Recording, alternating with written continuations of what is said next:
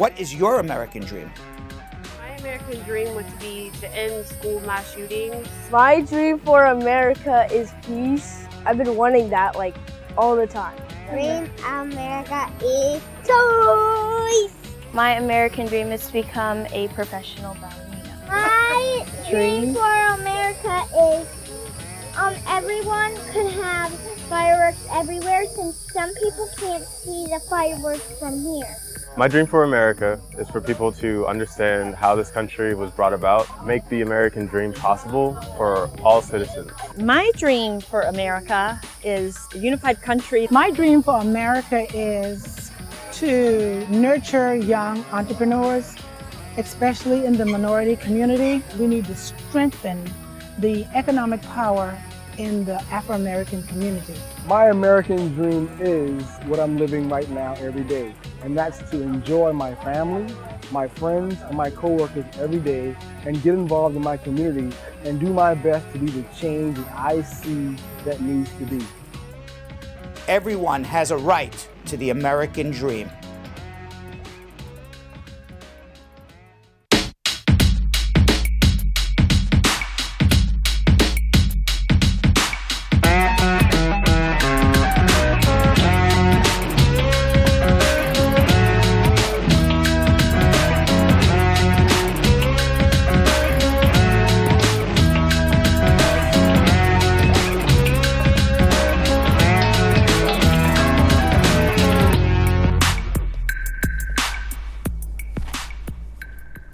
Hello, how are you all today? It's a wonderful day in Bradshaw Live neighborhood.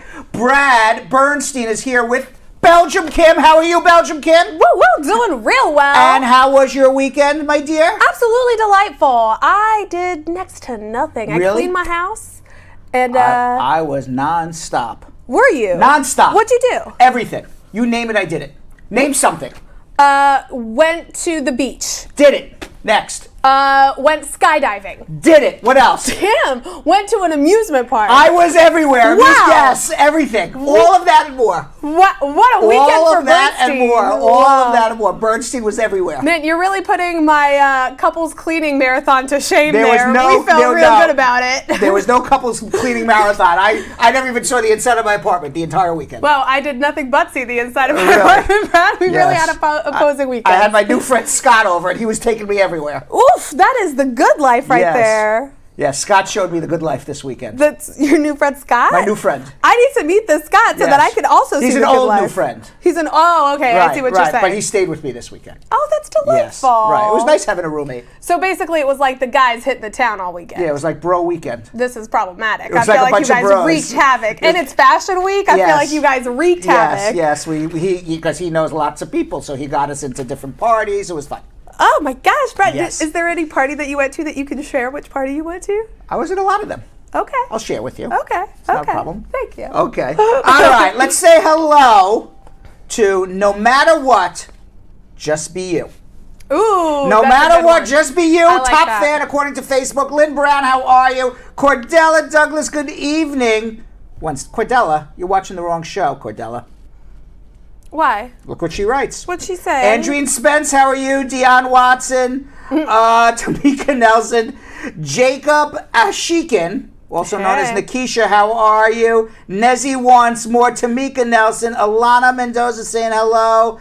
Wendy Brown, Deanna Watson, Patrona Suarez, what's going on? Nydia Dan, Dawn Harriet, and who else we got here? Wendy Brown, I said already.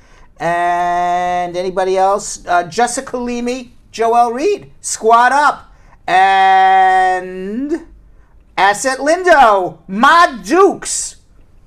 You know why? Who's Uncle Buzz? That's me? That's you. Remember, because it wasn't your name. That was Buzz my name. Bernstein? I didn't think anybody would remember that. Oh, we remember. I still get hi Uncle Buzzes. Really? Are you kidding me? Jessica Absolutely. Levy saying hi Uncle Buzz. See? Yes. Who else we got? Kennedy Roy. By the way,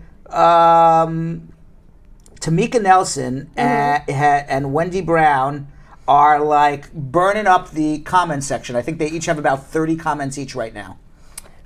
they individually greet each Each member person. of the Brad Squad, Right. and so they really get up there quick. Yeah, so as I go through the scroll to say hello to people, Right. every time I scroll, I'm like, oh, Tamika. Oh, Tamika. Oh, Tamika. Oh, Wendy Brown. It's Tamika. It's Wendy Brown. Mine is always Carol Anderson the Tiger. Oh, I That's didn't the see- one that always gets popped up for me. Kennedy Roy, I see. Oh, yeah. Carol Anderson the Tiger, call me Uncle Buzzes too. And Ada. Oh, this is going to be hard. Nawachamulu NW says hello, saying hello to Tamika. Not bad. Yeah. Tally on YouTube, Island Girl. Melissa Walker saying, hey, brah. Hey, brah. Hey, hey, hey. Hey, brah. Hey, brah. Yes. My dad was a bra salesman. I don't know if that's how we got from bra to Brad, but he really was a bra salesman. He sold bras for a living. Do you think that's where Brad came from? That's what I'm just thinking right now. That's what I'm thinking right now. Maybe Melissa Walker knows something because she's just called me bra. Like somebody asked your dad what they were naming your kid, and he just panicked and looked around the room, and he was said, like, "Bra." "Brad." Right, and all of a sudden the doctor wrote it down and added a D, but I think he really wanted me to call it bra. Donald Horton, how are you? Tracy Lacey, Tony Odigi, what's going on? Virginia Murray with a question. We'll get back to you in a little bit. Have Faith also with the question. We'll get back it up. Ricky, what's going on, my man? And Brad Supporter. How can I not say hello to Brad Supporter? That's some real ride or die-ish Also, right there. also apparently knew. My dad was a bra salesman. Right. Brad Supporter. Brad Supporter. Obviously knew that as well. Obviously. Lady June, how are you? Nemo DJ, not Nemo, Nemo DJ. That's right. And some lady by the name of Kimberly Moore. Hey, she's awesome. And Kimberly Moore. Yeah. Can you do me something? I can. While I stretch and get ready for schmooze, and can you please tell everybody how to share, how to like, how to love, how to do everything they need to do. To do all the things. All of the things they need to do. I got y'all. It sounds a whole lot tougher than it is, but really it's going to take you guys about 60 seconds all the way around to be the most wonderful fans we could ever ask for. The first way you got to do it is become official. Join the official Brad Show Live Brad Squad on Facebook. We're going to drop the link in the comments, whether you're watching on Facebook or YouTube right now, because that's how you're going to become an official member, and it's the only guaranteed way that you can get your immigration questions answered. The first 5 questions that get posted to that group every single day are the first 5 questions we will ask in our social media check-in. So that's the only way you get a guaranteed answer to your question, fam. Also, if you haven't done so, make sure that you have liked and subscribed to all of our pages, whether you're looking at us on Facebook or YouTube. On Facebook, hit that like page and that little bell right beside it to give you a notification every time we go live. On YouTube, it says subscribe. It's the same button, a same exact bell pops up right beside it. Make sure to hit it because you never exactly know when we go live. Also, please, family, send us all of your immigration questions right this second by telling us all of your thoughts and feelings in as much detail as possible on both Facebook and YouTube for our social media check-in. And last but certainly not least, it's the most important thing you can do is share the show with all of your people. Yes, Brad. Yes, public service announcement to Jeff Bosie, Yep. who's claiming that I did not say hello to him, which Yep. is very possible as a truthful claim. Right. Squad up, Jeff Bosie. Back to you, Belgium Kim. Thank you, Brad. Now, the very first thing that Jeff Bosie ever did for us is create a brand new Facebook account like a bunch of people, and he shared the show. We need you guys to be just as innovative and just as wonderful in how you share the show. You can just hit that share button, start a watch party, and that'll send a notification to all of your friends. You can also just share it as a private message. Another PSA from Brad right now. Yes, Tamika Nelson wants my shirt, maybe when the show's over, but I can't go topless on the show and answer legal questions. I have a feeling like the squad would absolutely disagree with that assessment of yours, Brad. Also, make sure that once you've hit that share button on YouTube, you hit copy link and you paste it as a WhatsApp, as an SMS, as a GroupMe, in any place that you talk to your people. Make sure that you're sending it right there and let them know where they can get free answers to their immigration questions by the one and only Brad Bernstein. And now is the time you've all been waiting for, because we're now gonna be schmoozing with Brad. All right, I have in my hand, Belgium Kim, a pared down version of the top 75 stories of the day. That's correct. It is now only 66 stories. That's correct. The top 66 stories right here. Mm-hmm. All the news that's fit to print of everything that's going on while everybody was at work today or currently at work or heading to work. Right. In my hand is everything you will ever need to know about the day's events. That's true. Right? Don't need to open another app to figure out what's going on. Nothing else you need. Yep. All right, now, the big thing that's going on right now is Donald Trump is getting some criticism. Yes. Okay, now that's not news. He gets criticism every day. Right. And rightfully so. But this time, he's getting criticism for inviting the Taliban to Camp David for peace talks on the anniversary, on the 18th anniversary, the week of the 18th anniversary of the 9/11 attacks. Right. The attacks that were conducted by Al-Qaeda, the attacks that were conducted by Al-Qaeda, which is being shielded at the present time by the Taliban. Right.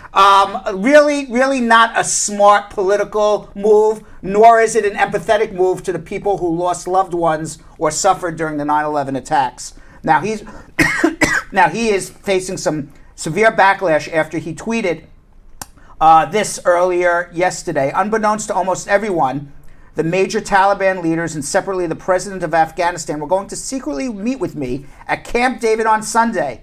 Unfortunately, in order to build false leverage, they admitted to an attack in Kabul that killed one of our soldiers and 11 other people. I immediately canceled the meeting, called off peace negotiations. If they cannot agree to a ceasefire during these important peace talks and would even kill 12 innocent people, then they probably don't have the power to negotiate a meaningful agreement anyway. Yeah. Why did we need to have 12 people killed for him to figure that one out? It's like breaking news, the Taliban kills people. Yes. It's like he just found out. He just found this out, right. I mean, it's like where have you been? Right. Republican and Democratic leaders have been criticizing him all day. For one, bringing members of the Taliban to the United States, and more specifically to Camp David, a historical presidential retreat. Mm-hmm. And two, the timing of the meeting, just days before the 18th anniversary of the 9/11 attacks. Exactly. Now, Liz Cheney, Republican from Wyoming, that is the daughter of Dick Cheney, who was hunkered in his bunker during 9/11. Yep. All right, and if anybody ever wants to see an amazing movie, watch Vice, and you will see how corrupt and terrible politics are in America. Yeah. And how this man, Dick Cheney, basically railroaded George Bush into the Iraq War. Right. Meanwhile, Liz, his daughter, tweeted, Camp David is where American leaders met to plan our response from after Al-Qaeda, supported by the Taliban, killed 3,000 Americans on 9/11. No member of the Taliban should ever set foot here.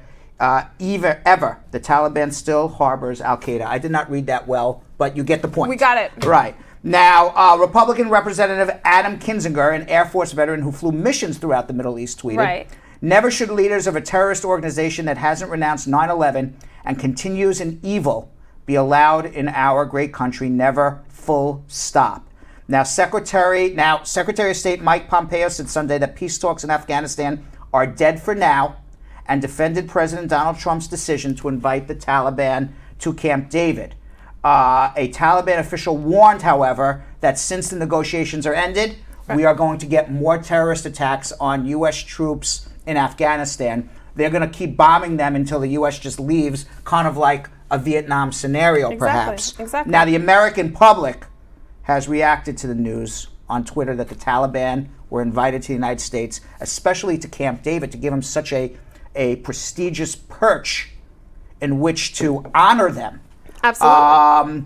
At Montel Williams said, so at real Donald Trump was going to fly Taliban terrorists to Camp David, but didn't because he found out the Taliban kill people? #absurd. At Numbers Muncher said, Trump canceled the meeting with Denmark because he was upset at how they rebuffed the idea to sell Greenland to the United States of America, but actually invited the leaders of the Taliban to meet with him at Camp David just before 9/11? Just think about how insane this is.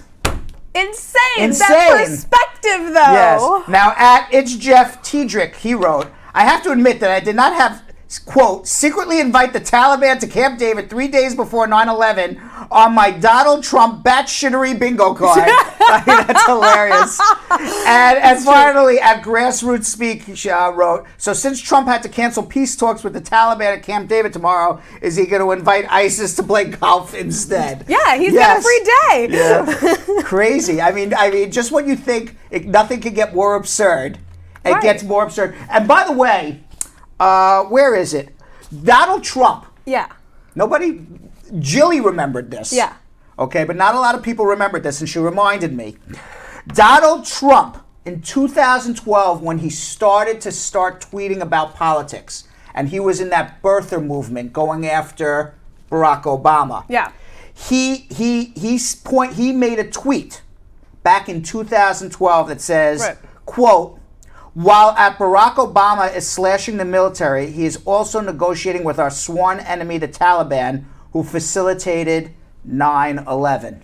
Man, how dare he? How dare he? And now look at this, right? He's not only negotiating, he's invited him to his home. To Camp David. Yeah, to his home. And that is a good point of like, I hate to do what if Obama had, but could you imagine if Obama had invited the Taliban to Camp David on September 9th? He would have been roasted. That would have been roasted. That would have been the end of his presidency. That's right. They would have called for articles of impeachment. That's right. Meanwhile, the Weather Service, the National Weather Service, the National Oceanic and Atmospheric Administration, which is basically the National Weather Service for the United States of America, the weather report is now becoming political. Yeah. The NOAA, which oversees the National Weather Service, sent an agency-wide directive on September 1st telling people to only stick with official National Hurricane Center forecasts if questions arise from the national level social media posts which hit the newsroom that afternoon. Now, you may remember Donald Trump had said that the Hurricane Dorian is going to hit Alabama. Yeah. And there was no weather report, weather model, hurricane model that ever said Alabama was in danger. Right. And then if you remember, he took a Sharpie and changed the direction of where the hurricane was going to say, I told you Alabama's going to be hit. You see the Sharpie right here. And he used the Sharpie thing. Right. So now this directive was sent out hours after Trump said the hurricane's hit in Alabama. So now people's heads are getting axed. The National Oceanic and Atmospheric Administration is saying as of late Friday that perhaps people are starting to lose their jobs because of this. From Wednesday, August 28th through Monday, September 2nd, the information, this is what the National Oceanic Administration says, the information provided by NOAA and the National Hurricane Center to President Trump and the wider public demonstrated that tropical storm force winds from Hurricane Dorian could impact Alabama. So they have now changed their weather report. Oh my God. Because people were threatened by the Secretary of Labor, William Ross, today. Right. He runs, this Commerce Secretary runs the weather reports for the United States of America. And he threatened everybody's job at the National Oceanic Administration if they didn't send that out. And now all of a sudden it's sent out. Unbelievable. Now Dan Sobian, president of the National Weather Service's labor union, wrote on Twitter, I've never been so embarrassed by NOAA. What they did is just disgusting. Let me assure you the hardworking employees of the National Weather Service has nothing to do with the utterly disgusting and disingenuous tweets sent out by the NOAA management. I mean, he's absolutely right. They're politicizing the climate report, the weather report. Like, this feels real simple to have a yes or no thing. Like, these are scientists. And by the way, it's not just, it may sound silly to you, but knowing what the weather is affects people's jobs. Yes. Whether they're going to go to work, school closings. If you believe a hurricane is coming your way, you're going to go and buy supplies. Right. You're going to maybe not show up to work. I mean, it's a huge, huge difference between whether a hurricane is coming or a hurricane is not coming. And then if a hurricane is coming to Alabama, then I'm going to assume that emergency management is going to send additional supplies and people and whatever is needed to help go through a hurricane to Alabama when it's going to be sunny skies there. Right. Exactly. And you're going to cause mass panic for no reason at all. In Birmingham, that weather center was saying they were getting nonstop calls. Are we going to get hit with the hurricane because their president just told them that they were? That's crazy. Now, talking about Hurricane Dorian, Bahamas is completely devastated still. Yeah. There's thousands and thousands of people who are missing. None of them have been declared dead yet. Right. As of this afternoon, there is a total of 46 people officially declared dead. Right. But I am telling you that number is going to increase if the Bahamian government is going to be honest with us. Right. There are over 750,000 people who have nowhere to live. Yeah. So what do people do when a climate crisis, a climate change crisis, this is a climate crisis, because these hurricanes don't happen once in 100 years, right? Once every 200 years, and these hurricanes are happening yearly, and more than one in a season now. Yeah. This is a result of climate change. Yeah. So when you have climate change, as I've always said, there is an enormous link between climate change and immigration, because people can't live where they are living. Right. Okay. Here's a perfect example. Absolutely. 750,000 people don't have a home. Right. So what are they going to do? They're going to go on a ferry. Right. They're going to go to the United States of America. They're going to migrate. They're going to move. I got nothing left here.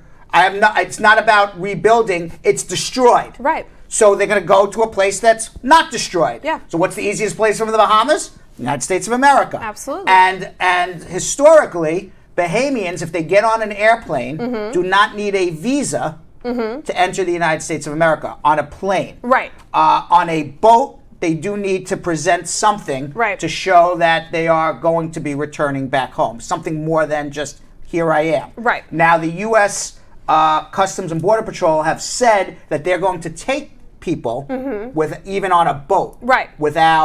Without needing any sort of visa from the Bahamas. Right. Not because usually it was just done by plane, and it was done because immigration pre-inspects in the Bahamas before they come to the United States of America. Got it. Now there is a ferry that left the hurricane-ravaged Freeport in the Bahamas to Fort Lauderdale, and that ferry was carrying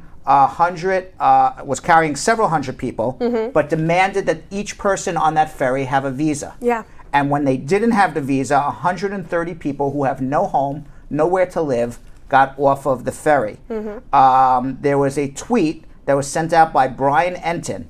He is a CNN reporter. Yeah. He says, "There's big problems on the ferry from Freeport to Florida. Announcement just made that any Bahamian without a visa must now get off. This is not normal. Normally, Bahamians can travel to the USA with a passport and a printout of their police record. This is a mess." Now, shortly after he confirmed that families were left behind, Right. He wrote, "That's it. We're leaving. All Bahamian evacuees without a visa were taken off. The Bahamians who remain are in shock. No one understands why the rule was changed at the last minute. Parents and kids are now stuck on the island with no home, no food, no supplies." That is... Now, Border and Customs Patrol spokesman Mike Silva has said that the United States never said for those people to get off the boat. Okay, he says, he did say that the boat did not coordinate with Customs and Border Patrol ahead of time. Now, over the weekend, 1,500 evacuees arrived in Palm Beach, Florida on the Grand Celebration humanitarian cruise ship. All of them were properly documented to enter the country, and that process was coordinated with Customs and Border Patrol ahead of time. Now, Stephen Silvestri, acting port director at CBP in Port Everglades, said that the evacuees were ordered off the boat by the ferry operator, and if they remained on the boat and arrived in the U.S., they would have been processed. Now, I'm just thinking in my head, why would the ferry operator do that? Right. Because as any international cruise ship, boat, plane, if you take a passenger from an international port into the United States of America and they are not properly documented, they don't have the proper visa, then that ferry, that boat, that airplane gets a fine by Customs and Border Patrol. That's the only thing I could think of why they would do this.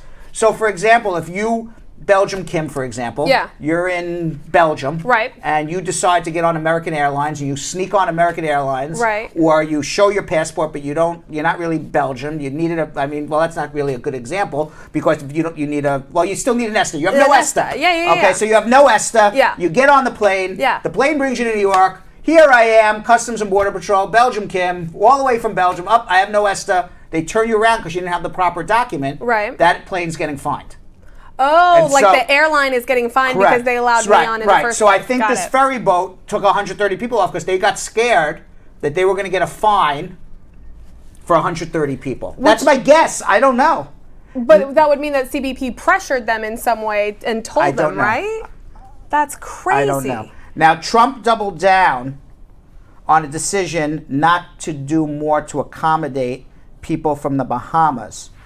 He said at the White House, we have to be very careful. Everyone needs total proper documentation. This is also maybe where it comes from. I don't want to allow people who weren't supposed to be in the Bahamas to come to the United States, including some very bad people. There it is. Now maybe this is what scared the boat service. I don't know. Now, without providing evidence to back his claim, he said the nation had some very bad people and some very bad gang members and some very, very bad drug dealers. And we have this video. I don't want to allow people that weren't supposed to be in the Bahamas to come into the United States, including some very bad people and some very bad gang members. Now, I don't know that the Bahamas had some bad gang members. That's news to me. And also, is he thinking that somebody in some way planned this hurricane so that they could then use this new loophole they just created to help people who have been affected and survivors to then come here? Like, I don't think this is a thing you plan. That's crazy. Yeah, very crazy. It's insane. Meanwhile, the president doesn't have enough on his plate. His biggest situation that's going on with him right now, Yeah. because he's really getting into serious negotiations with China. He's Right. in serious negotiations with the Taliban that just got cut off. Right. With North Korea. Right. With dealing with the economy, a hurricane. There's a lot on his plate. There's a lot going on right But now. the most important thing going through his mind right now is this feud with Chrissy Teigen. Ooh, tippy top of the list. Yes, tippy top of the list. President Donald Trump, he sparked a beef with Chrissy. Of course he did. Over the weekend because is she married to John Legend? Yes, she is. Okay, because her husband appeared on a television show and discussed criminal justice reform. Right. Now, apparently, Trump likes to tune into MSNBC. Apparently. Because he watched this. Shocking. And he tweeted, when all the people pushing so hard for criminal justice reform were unable to come even close to getting it done, they came to me as a group and asked me for my help. I got it done with a group of senators and others who would never have gone for it. Obama couldn't come close. Guys like boring musician John Legend and his filthy-mouthed wife are talking now about how great it is, but I didn't see them around when we needed help getting it passed. Now, Trump also took shots at journalist Van Jones, and by the way, we bumped into Van Jones on Friday. We took a tour at CNN. We saw him, and Lester Holt in the Twitter thread as well. Now, John Legend, so he started a fight with John Legend. He has enough on his plate. Right. John Legend fired back with a very funny tweet. Imagine being president of a whole country and spending your Sunday night hate-watching MSNBC, hoping anybody is going to praise you. Melania, please praise this man. He needs you. I thought that's a great tweet. Just a little validation. Yes, please, Melania, give this man, right. And, of course, Chrissy Teigen. I guess she is a bit foul-mouthed. She is slightly foul-mouthed. She is slightly foul-mouthed, and she is his wife. So in that, that's probably the only thing. She tweeted, LOL, what a PUSSYASSBITCH. Nice. Right. Tagged everyone but me in honor, Mr. President. That's absolutely amazing. That Yes. woman is goals. I love her so much. And in other political news, Sarah and Todd Palin. Remember Sarah Palin, Vice President from Alaska? I could see Russia from Alaska, so I know everything about Russia. Absolutely. Right. They're getting divorced, Sarah and Todd. Aww. After 18 years of marriage. they made it as long as I did with my first wife, 18 years as well. That's the sticky number right there. Yes, apparently, right, yeah. If you get to 20, then you're like, screw it. It's smooth sailing Smooth sailing from there. after that. It's that 15 to 20 year. Okay. Or like that first year. It's one of the two. Okay, okay. Right, it's like the first year, you're like, I can't stand this person. There's no way, what have I There's done? no way, I was crazy. And then like the 15 to 20 year where you start getting itchy. Right. You get itchy, and you got to be able to work through it, or you can't. And I was unfortunately unable to. I wish I was able to, but I couldn't. But Sarah and Todd also unable in that same boat. In that same itchy bug, right? Maybe you need to run for president. I don't know. Maybe that's what that means. I don't know. But they are calling it quits, and that's what's going on there. We also got Jonathan Yo-Yo Elias in the comments chiming in. We see that Chrissy Teigen was able to wake him up all the way in Ethiopia. What happened? Why? What did Yo-Yo say? He said, I'm still in Ethiopia right now because a whole bunch of people saw that he was online, so everybody's saying squat up. Right. Yo-Yo. Yeah, as soon as I said BITCHPUSSYASS, right. Yo-Yo popped right in there, right? Dr. He's Yo-Yo. like, I'm here. I've arrived. What am I missing?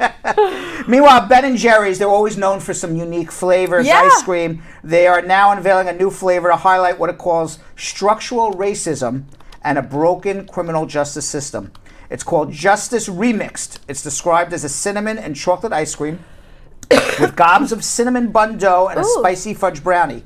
How is that? What does that have to do with criminal justice system? Oh, now I see. Now you see. Okay, one of the most important things they taught me in law school. If you don't understand what you're reading, read the next sentence. Keep reading. Keep reading. So a portion of proceeds supports Advancement Project National Office, a multiracial civil rights group, and its fight for justice for all, despite race or wealth. The one thing and by the way, I give them credit for helping this organization. But I'm always, and maybe Ben & Jerry's could maybe make it a little clearer to me. Yeah. How much, this always bothers me, when a company says a portion of the proceeds are going to go to XYZ, in this particular case, criminal justice. Right. What portion of, because it's really self-serving if you're like, a portion of proceeds, like 1 cent out of every $10,000 of ice cream we sell will go, you know what, that's pretty self-serving just to get some publicity. That's fair. So I would like, before I go and buy this ice cream at Ben & Jerry's, if maybe we can do some investigative Bradshaw Live journalism. Oh, I'm already on it, Brad. Can you please email Ben or Jerry? Seriously. I have both of their personal emails. Say you're from Bradshaw Live. Yeah. Honestly, I'd like to know how much of the proceeds is actually going. What percentage? I will legitimately reach out to them. Yeah. I want you to because I think it's time that Bradshaw Live does some internal and some external investigative journalism. Listen, I'm into it. Belgium Kim, you are the woman to do it. I'm going to get to the bottom of just how much of the portion of proceeds will Ben & Jerry's be I'm donating. joking around, but I'm actually serious. No, you're right. Because I'll go to Ben & Jerry's and I'll buy all the ice cream off the shelf. Right. If I know 50% of my money is going to help this cause. And the thing is with these flavors, it's just the proceeds from that flavor. Right, not just any, Not all Ben & Jerry's, so you have to get... And how do they know how much of this flavor they're actually selling? Well, because the SKU is tied to the flavor. Okay, because it's not on the register. You got this criminal justice thing. You got the criminal justice You got the flavor. criminal justice flavor. It's your woke flavor. Nice. Well done, sir. I just wish they were more transparent. Because it would make me more comfortable going in there. Because other than that, I think it's a bunch of BS, a lot of it. Well, now, I'm not saying this is BS. Yeah, no, but they may be giving a fortune of money to this cause. Now, Ben & Jerry's is known to be very socially conscious, and they do contribute to a lot of political candidates and political causes. But you're right; they don't normally release the amount they've given. Hold on. What? In May, I just got a little sleuthing from Jilly Bean. In May, the company spent about $83,000 in 1 week on Facebook ads promoting criminal justice reform. Okay. So that's kind of putting their money where their mouth is. They put their money where their mouth is, but I still would like to know how much they are. And also, I want to know, of those ads, how many of them mentioned the new Ben & Jerry's flavor? Because if you're like, Ben & Jerry's loves criminal justice reform, your ads is just marketing. Exactly. You're 100% right. and they're just using criminal justice reform just as like a feel good thing. Right. But it's really promoting their product. Right, 100%. You're still this is interesting. We're gonna get to the bottom of this. All right. So I have a couple things left I'd like to discuss. Okay, absolutely. All right.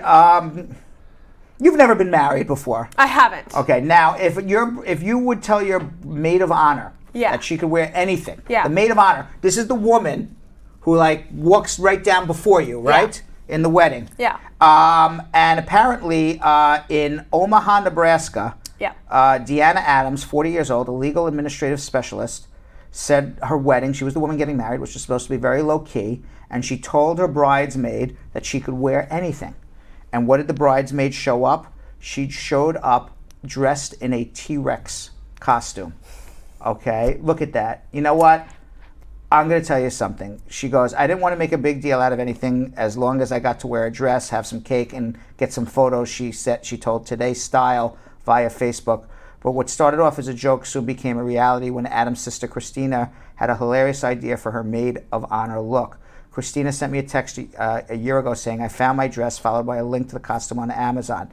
So Adams thought it was hilarious and told her she had to do it, and then became a kind of game of chicken. She didn't expect her sister to actually do it. And I have to say something. Yeah. I think it's so disrespectful of the sister. Yeah. Yeah, you can laugh about it. Yeah. And you could say, okay, it's funny, ha ha ha. Yeah. But that just, you only get, well, in my case, I'm going to get married twice. Right. But in most people. I mean, your first wedding, this is her first wedding. She's 40 years old. Yeah. You want it to be beautiful. You want it to be memorable. You don't want to make a joke about it. And this is your sister?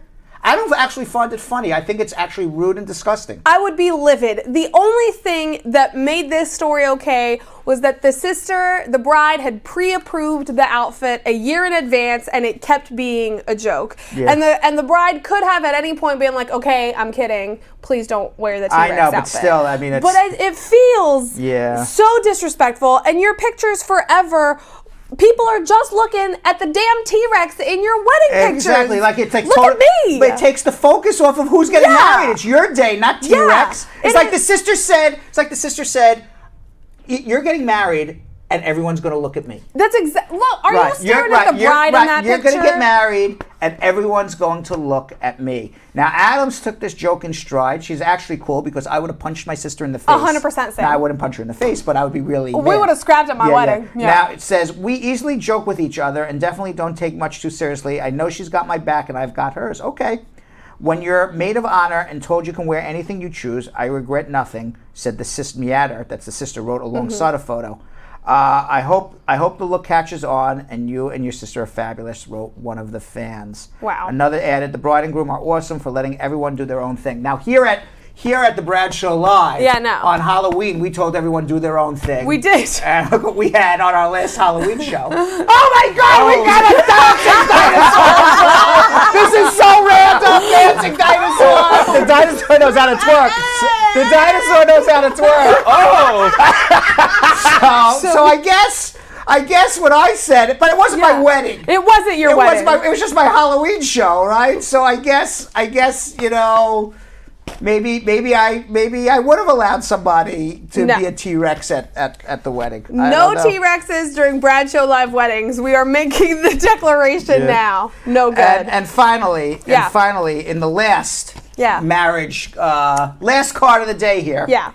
I don't know if you saw this or not. Of course, this happened in England, in Herefordshire, England. Mm-hmm. A man secretly proposed to his girlfriend numerous times over the course of a month while she wasn't paying attention. And he must have proposed to her at least 24 times, and she had no idea. Now, this guy's name is Edie Okoro, and he tried to propose to his girlfriend, Callie Reed, over like 12 times over a month, and she never was paying attention to the proposal. What? So and throughout the month, he kept taking pictures of himself, like holding the ring in front of her as she was sleeping, or she was focusing her attention elsewhere. He even one night put the ring in her hand while she slept for the whole entire night. What? Another time, it was put in her jewelry box with a little note, "Will you marry me?" for 2 days. And she never opened up her jewelry box for 2 days. And he was taking pictures of all of this.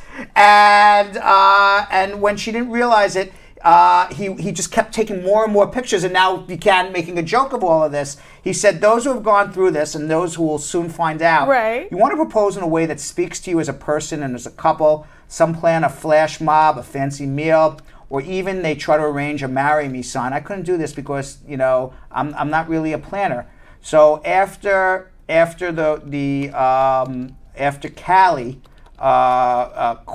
caught him staring at the ring, after Edie caught him staring at the ring, he decided to capture all of the proposals. Now, according to Cora, his goal was to take as many photos as he could until his girlfriend Callie was either caught him or proposed. He never got caught. And then finally, at the last moment, he did propose to her. Look at that. He's like taking pictures, and she's like totally not paying attention. That's so bold. Yeah. I mean, that's actually also obnoxious in a way too. It's like she's napping. Wait, where was when she was napping? Where was it? It was right next to her. Oh, that's look. You see beside the book bag. So a photo album of all the potential proposals. Moments had since been liked more than 58,000 times on Facebook, but they are now apparently engaged. That's really cute. That was very cute. I love them so much. Yeah. That's an adorable way to propose. All right, so Belgium Kim, we need a lot of sharing. We need a lot of caring. We need a lot of love on this show. That's true. Okay, this show, I was telling somebody earlier today, it's like a tree that falls in a forest. If nobody knows about it, then did the tree actually fall? That's true. Let's not make us a tree. No. Let's make everybody know about Bradshaw Live because we're going to be helping people in about 45 seconds, Belgium Kim. Now, Brad, do you know who the last person that I heard use that reference was? Lizzo, and she is currently on the cover of the Billboard magazine and #1 in the Billboard charts. Really? Really, really. And she was like, just keep going because one day people will hear your tree. Really? I heard an oak tree say that in the Amazon rainforest before they chopped it down. That's super dark, Brad. Mine was much more delightful. Okay, family, the first thing we need you guys to do is share all the delightfulness that we are giving you on our show because Brad is about to answer all of your immigration questions. So right now I need you to hit that share button whether you're watching on Facebook or YouTube.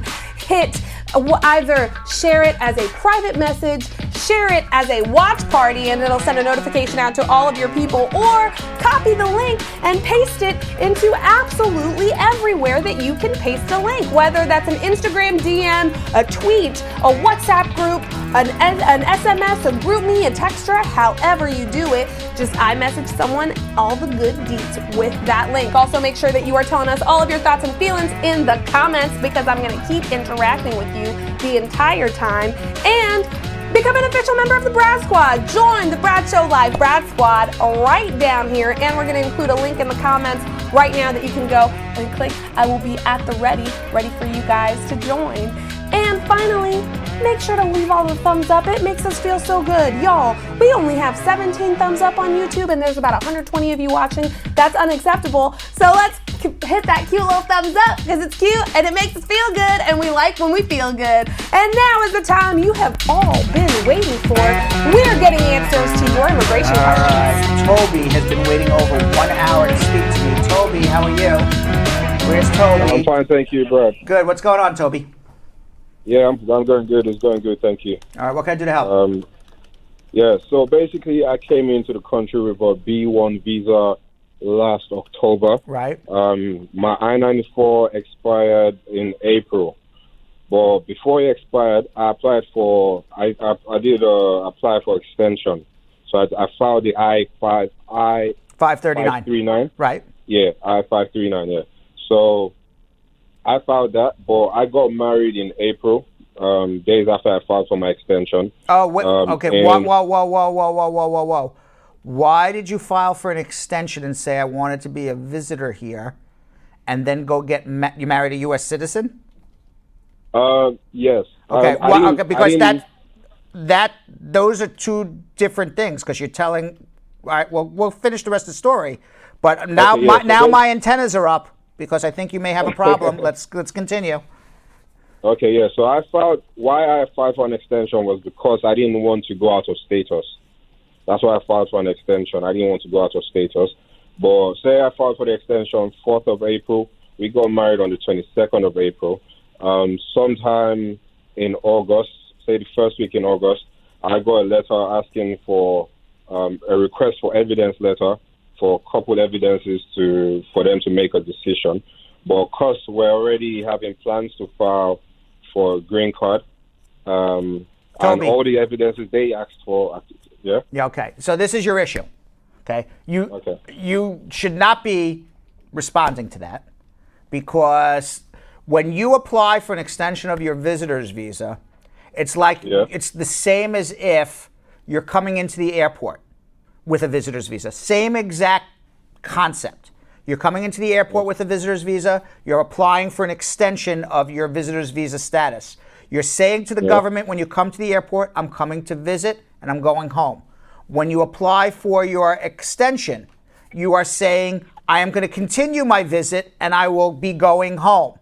That doesn't jive with filing that and getting married to a U.S. citizen 2 weeks later, because in your head, you were never planning on going home. You were never planning on this just being a visit. You were planning on staying and getting your green card. So now, in an effort to stay in legal status, you actually screwed yourself. Believe it or not, because it is a fundamental misrepresentation what you did just by filing, getting married, and now you're going to be applying for your green card because they're going to say you lied in that application. You were never planning on going home. So, you should not be filing for any response to that RFE, all right, because that would be doubling your misrepresentation. 2, you should be immediately filing an adjustment, but be very well aware that if immigration follows the law and the rules, which they generally do, but sometimes, they let things slide. If they do follow the law and the rules, you're going to need a misrepresentation waiver. Okay. So you got a problem. Now, the good news is that you're speaking to a very good lawyer who has told you about this problem in advance. So therefore, if we know about it in advance, it shouldn't sneak up on you, and we can do things to prepare to counteract this problem, such as have a really good waiver ready. Have explained to the officer, I really didn't try to make a misrepresentation. I was actually trying to follow the law.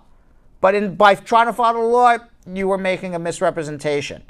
I think at this point, you filing anything and you doing anything, you have already shown yourself and everybody watching here that you're screwing this up. So hold on 1 second, all right? Hold on. You really need help. Hold on. All right, let's go to Antoinette in Elizabeth, New Jersey. Antoinette. Yes, hi. Good afternoon.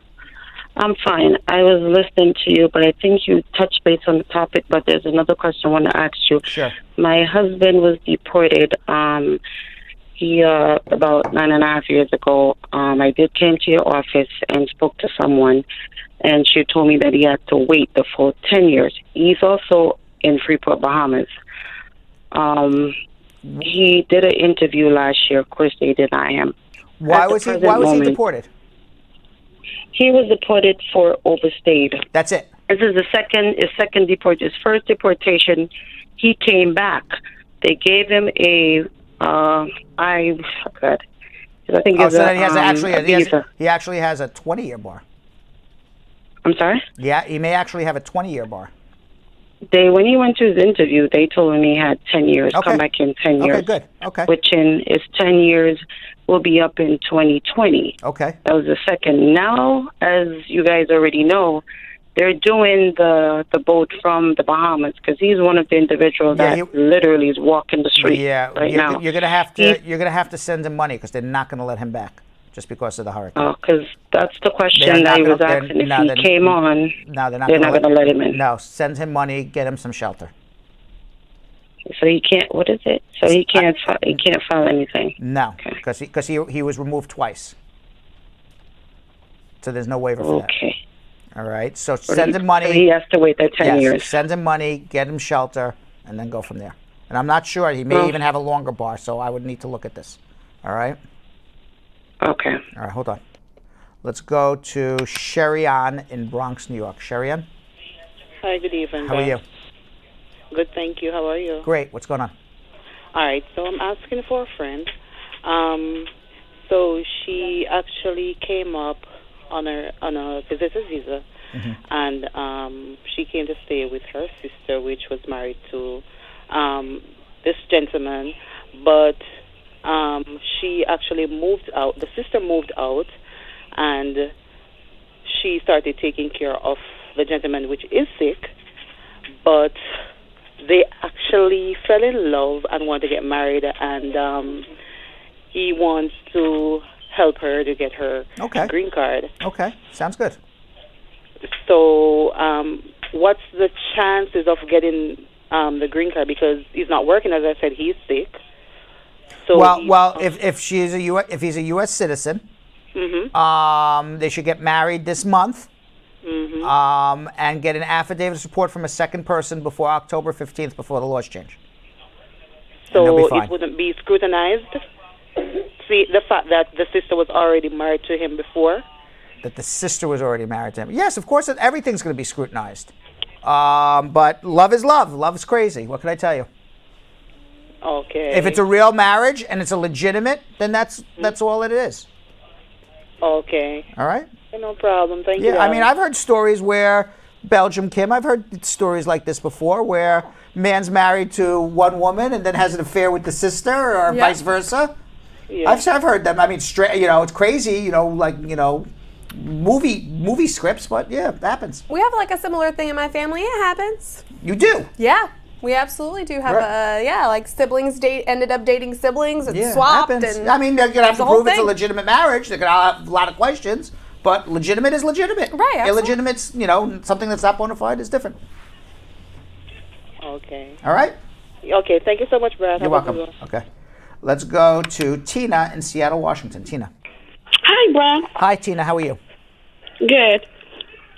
So I'm calling about my immigration issue. I came here 2015, June, and with F1 visa. Right. And I got married on July 2015. 30 days later.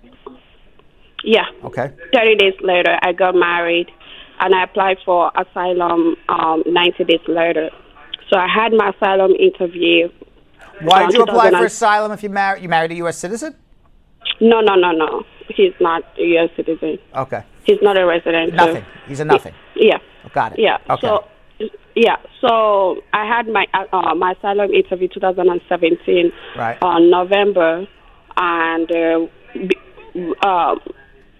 since then I've not heard any response from the officer. U.S. Yeah, from the officer. So I decided to apply for advance parole to attend my sister's wedding, which was denied because they said it's not emergency for me to leave. Do you think? Well, let me ask you a question. Is your sister's wedding in the country where you applied for? No, my sister's wedding is very far. It's in Benin, and different country. Okay. Yeah. All right, so I don't know. I have no idea what's going on with your case, but we can certainly find out and then figure out what we're going to do from there. But if you're calling me up on the show and basically your question is, Brad, I came in 2015, I filed for asylum in 2017, I haven't heard what's going on. I don't know, but we can figure it out. Yeah, but I have a lawyer. I asked the lawyer to apply for mandate, but till now he has not getting back to me. Is there any way that I can have two lawyers? You can can I hire you guys? You can hire me and fire the other lawyer. You don't need two lawyers. Too many chefs in the kitchen spoil the stew. But you can certainly fire one lawyer and hire another lawyer. Okay. Right, so how long does that take if I want to apply for that? Or do you guys have to go through the paper and see if I qualify for it? I just want to make sure that you have a good asylum case before we file a mandamus, because we want to make sure that when we file a mandamus that you're going to have a positive outcome. You don't want to have a negative outcome. So we got to review I actually filed for FM, female. Okay, right. Yeah, I understand. Right. FMG. But but if that's the case and you can document it, by all means we should be looking into this. So hold on one second, okay? All right. Hold on. Let's go to Monique in Queens. Monique. Yes, hi, Brad. How are you, Monique? Good evening. I'm very good, thank you. I have two questions. Go ahead. So, I'm married to a U.S. citizen, and I'm about to file my adjustment of status. However, we don't have a good relationship with our landlord.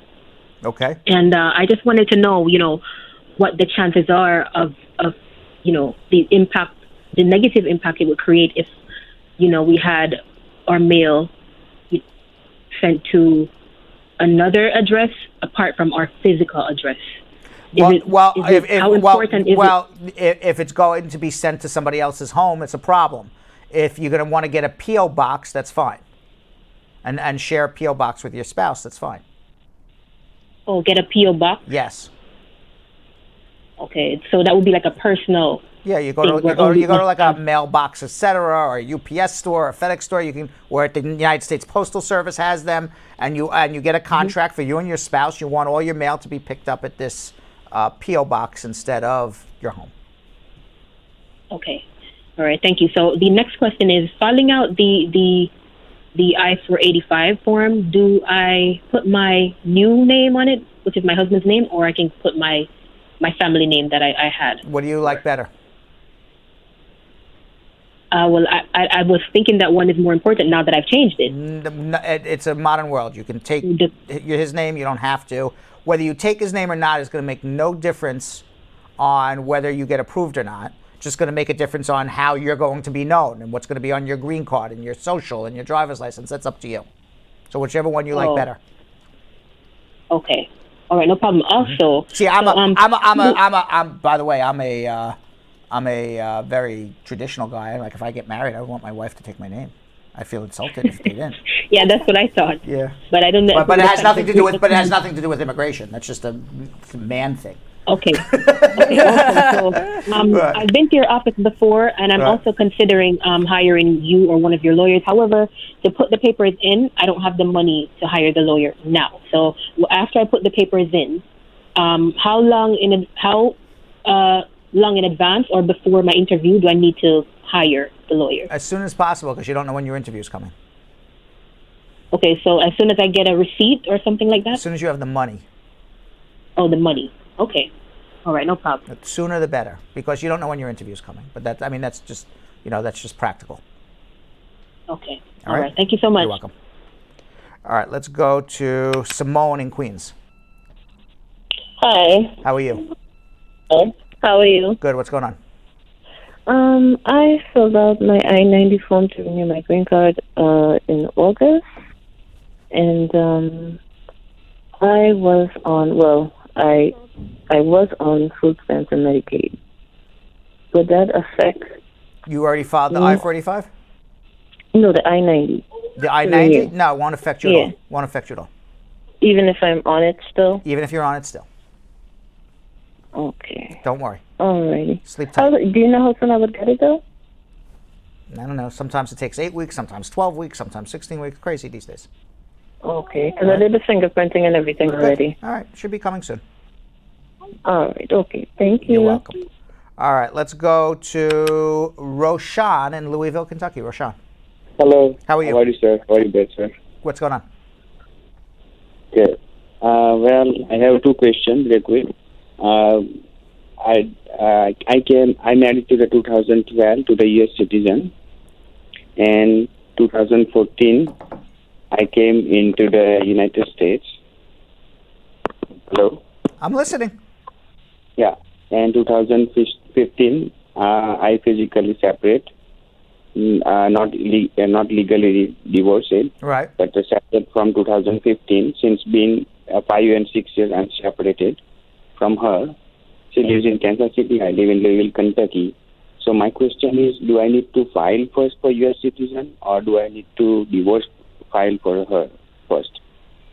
All right. So you got married, you got your green card, but you don't have, and you got through this marriage. You have your 10-year. You've had a green card now for more than 5 years, right? I have green card for 10 years. 10 years, yeah. No, you don't have to divorce her. You can file for your citizenship you just have to prove good moral character for 5 years. That's the end of it. And they may question the validity of your marriage going back to the day you got your green card. And I'm sure it was a good marriage at some point in time. So Yes, yeah, sir. you don't need to divorce her. If you choose to divorce her, that has nothing to do with your immigration. Right. No, I want to. What? We lost him. We lost him. He wanted to what? I don't know. I don't know. All right, well, call back. Let me know what you wanted. We'll get to the next person right now. John in Houston. John. Hey, yeah, Brett? Yes, John. How are you? How you doing, buddy? What's going on? All right, doing fine. Just have two questions. There's two misconceptions. I don't know what's going on here. About the public charge, I have filed for my wife in July this year already. She's she came on a visitor visa, and we have one kid together. He's American-born, and we have a Medicaid on him. And she has a chip because she's pregnant again. Do you have? Will she be affected? Do you have? You filed the adjustment already? Yes, we have. Okay, so Within 2 months. you won't, as long as the adjustment's filed before October 15th. It's the old laws. The government assistances for an unborn child and your U.S. citizen child. So under the old laws, you'll be fine. Yes, that's all we have. We don't have any other so thing. it's fine. And then I'm a permanent resident, and I have no claims or no housing or nothing. You're It's a just all permanent good. resident, or so you did not file an adjustment application for her? You did. No, I did file it Okay, because fine. F2A is current. Okay, I hope she was here for more than 90 days before you put it in. Oh, yes. Okay, fine. We filed it after 91 days. Perfect. Yeah, so you're fine.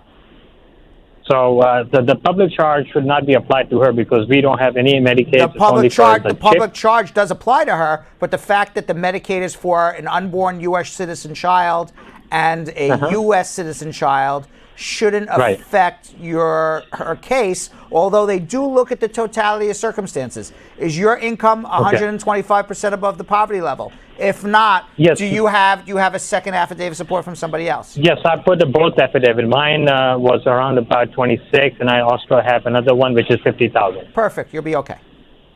So everything is going smooth. I can still keep the chip for her. Well, I mean, you're better off to get off of it if you have any concerns. But most importantly is that you have Their website is showing me. I read it on their website, and it says it will only be affected the postmark from that day onwards, not the one before that. I understand that, but I'm telling you what, under the old laws, they still look at the totality of circumstances. Okay, so it's better to get off, you think? It's always better to get off, but what's more important is that you have healthy children. Oh, yes, that's right. All right, so if you can't have a healthy child without this, then you got to keep on it. Well, what about this? Well, since we got the chip and baby gets born and everything is fine, and when we pay them back, how's that? If we pay them back before the interview, can we do that? If you can, I mean, I think you're still going to be okay with an affidavit support from somebody else who makes over $50,000. But if you're asking me, are you better off to go on an interview with or without, the government assistance? Then obviously without. When we get the baby born after chip and everything, she get prenatal and all that. But we're splitting hairs. The answer is yes. The answer is yes. But again, we're splitting hairs. The law says you're still entitled to a green card, but what they do is it's a discretionary decision. They look at everything and say, can you support this woman above 125% above the poverty level, which is different than in October 15th, that if you earn less than $62,000 a year, the presumption is that you can't. Okay? Right. So the presumption is if you have a tax return that's 125% above the poverty level or an affidavit of support that's 125% above the poverty level, the presumption is you can support her above the poverty level, but they look at the totality of circumstances. They could still say, well, your children took Medicaid, so you can't. Now, what happens in October 15th is it reverses. If you earn less than $62,000, the presumption is you can't. And it's for you to prove you can. So there's a difference. That's right. Okay? And my question was, after this, I understand completely what you're just saying, but I'm saying when the baby is born, and I cannot pay that back, the chip amount. I don't know enough about, paying back. But if there's a way you can do it, yes, that would be helpful. Yes, I asked the Texas Service, and they say, you can pay this back. do it. So then you can just go ahead and say, okay, I paid it already. Right, and then that eliminates any issue, like, I paid them back, so there was no government assistance. All right, there you go. That's the only concern I have. And one more, does it affect my citizenship? I have 2 more years to go. No. Okay. All right. Thank you, buddy. You're welcome. Appreciate you. Okay. All right, buddy. Okay, buddy. Thank you, buddy. Thank you, buddy. Yeah, all right. Let's go to Esther in New Orleans. Esther. Esther. Hello. Hi, Esther. I'm good. What's going on? I have a quick question for my friend. Mm-hmm. She got a green card by June this year. Can she file for kids? Yes. Now? Yes. Oh, she just got a green card by June. Just the 2 years. Can she could have filed in June. The day she gets a green card, she could file for them, even with the 2 year. Oh, okay. So how long do you think it can take? How old are the kids? 14 and 12. Where are they? They're in Nigeria. About 2 years. 2 years. Yep. Why isn't the husband filed? The husband will be faster. Yeah, well, I don't know why because that's not a biological father. So what? So she was like, maybe people were saying, she got married here with another person. No. Let the father file. It's faster. Let the who? Whoever the U.S. citizen is should be filing for these kids, not the resident. It'll be faster. Oh, okay. So, okay. Another question when you said that. Okay, so if the husband filed for the kids, are they going to bear the husband name or they're going to keep their last name? They'll take their real last name. They will have the last name? They can't have the husband's last name? They can have either name they want. Okay. It's a free country. People say different. People say different things, so that's what whatever they choose. Whatever they choose. If the husband file for the kids, they're going to bear the husband's last name, so that's why I was like, okay, don't worry, I'm going to call you and ask for the question. Just put whatever their name is on their birth certificate, that's the name they go by, and they could always change their name when they come here, or you can put the husband's name on. It doesn't really matter. Just most important is that there's a bona fide marriage between you and the U.S. citizen, and the marriage happened before the children were 18. He should be the one filing for them. Okay, so when he filed for them, it's going to take like how long? Maybe 18 months. 18 months. So if she filed, it's going to be 2 years. But or even longer. Or even longer if the priority date's retrogress. Okay, so if the husband filed, it's going to be 18 months. Correct. Okay, all right. Okay, thank you so much. All right, let's go to Mary in Boston. Mary.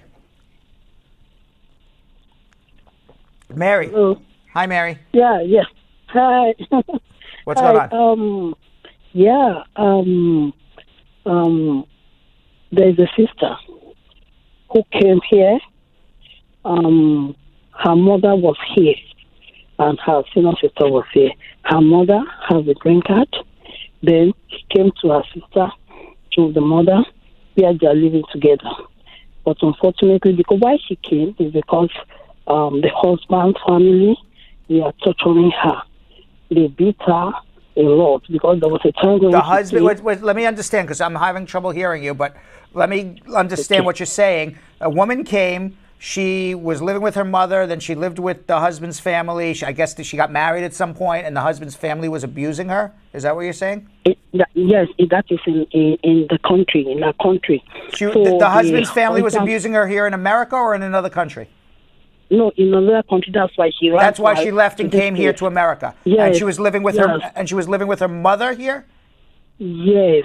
Okay. So the senior sister too was here. So, but along the line, the senior sister started fighting her. So wait, who's fighting her now in America? Who's she fighting with?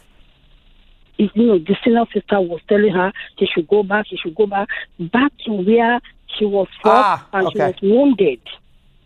Yeah, she was wounded when she came back to the state. We were treating her. So when she now came, when she was here, the sister sent her out. So she went to shelter. So the mother supposed to file for her so that she can be to have her paper. But because she's not seeing things, the sister, she went to the shelter. Does anybody understand what she's saying?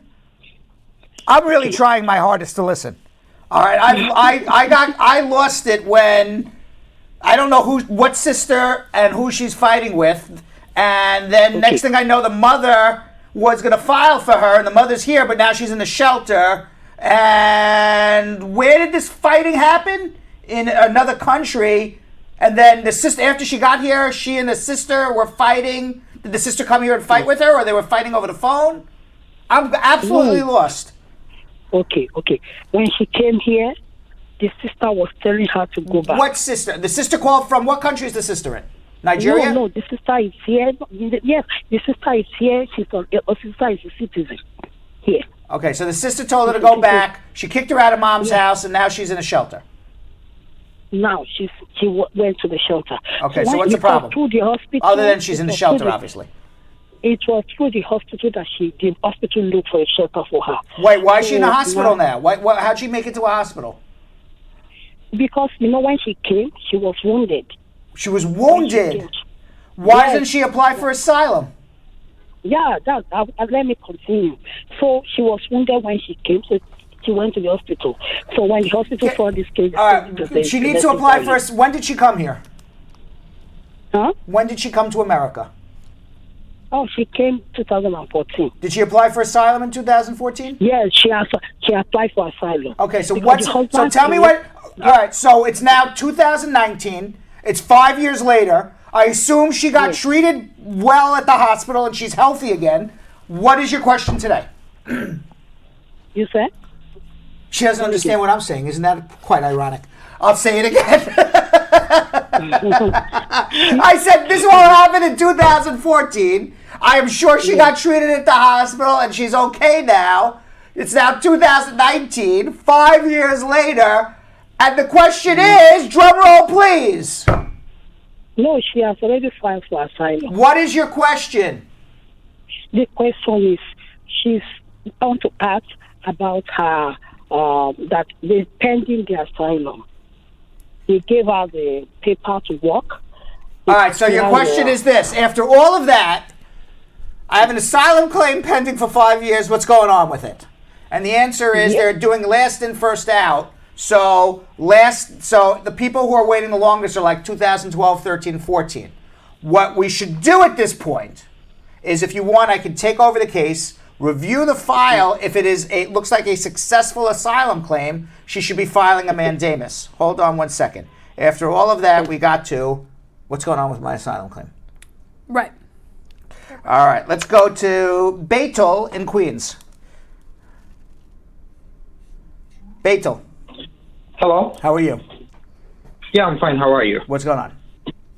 Hey, actually, it's been like almost 6 months. Like this 19th will be 6 months that I faced the I-485 interview, but still now I haven't heard anything. I mean, when we went for the interview, they just gave us a letter that your file is on review, and we'll let you know within 120 days. But still, no, I didn't heard anything. So you can either sit on your tuchus and do nothing, or file a mandamus.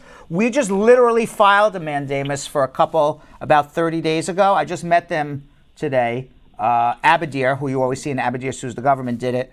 And they came in about a month ago. We filed the mandamus. They got their Stokes interview, and Abadir showed up at the Stokes interview with them last week. And the officer, after 10 minutes, said, "Why are you here? Obviously, it's a good marriage." And they handed the green card right on the spot, all within 4 weeks. Wow. So I said, Abadir, we need to, get these people on our show. I mean, these are literally real situations where people resolve things really, really fast. So if you're waiting more than 120 days, you got two choices. You could sit on your tuchus, which is really sit on your ass and do nothing for the next, who knows, 6 months, 12 months, 18 months, 3 years, 10 years, 100 years, I have no idea. Or you file a mandamus. So I'm just wondering, how much does it cost, like approximately, like in $152 million. It's a lot of money, $152 million for a mandamus. I'm joking. I have no idea what it costs. We got to sit down with you. When you ask, I don't sell cars here. All right, I'm not a Honda salesman. Okay? No, actually, I called your office and... Listen, let me explain. Yeah. Okay? And this is for everybody out there. Okay? I'm not a Honda salesman. Okay? So I don't have a Honda in the back lot, and I know the Honda's $22,000, and I can take $1,000 off, and it's $21,000, and we can do this whole deal right on this show, very live right now, and I'll tell you exactly what it will be. Okay? I'm an attorney. So what do I sell? Okay, because this is economics here. I sell my brain and I sell my time. That's all I got to sell, my brain and my time. So I need to meet with somebody, and I got to figure out two things before I know what to charge you. How much brain power of Brad is this going to take? How much brain power am I going to need to do this? How much my knowledge am I going to need? How difficult of a case is this? And two, how many hours is Brad and Abadir and Jenny and Shannon and all the other attorneys and paralegals who work for me, how many hours are they going to work on it? And I don't know until I meet you. And that's why I have no idea what the fee will be, other than to tell you, he hung the phone up on me, other than to tell you that the consultation is $150 for everyone and $200 for me. Ah, okay. Okay. All right, but he should go back and watch. Yeah. Okay. All right, let's go to Virginia in Philadelphia. Virginia. Hello. Hi, Virginia. Hey, Brad. How are you? I'm good. How are you? Good. What's going on? I have a couple questions. I filed for a K-1 visa last year. The petition was approved, but I only included one of my fiance's kids, and I didn't include the other one. So I have a couple questions. One, our interview is next week. Can I still tell them about the other kids, or just leave it alone? Because I don't want him to get denied. Well, you can tell him about the other kid, but then it's going to delay everything. Okay, all right. So we'll skip that. Next question. But what you do want to do is say this child exists, because maybe in the future you want to sponsor the child, but we're just not sponsoring the person right now. Okay, so it's totally okay if I mention that in the interview. Mention that there is a child. We're not bringing that child with us at the moment.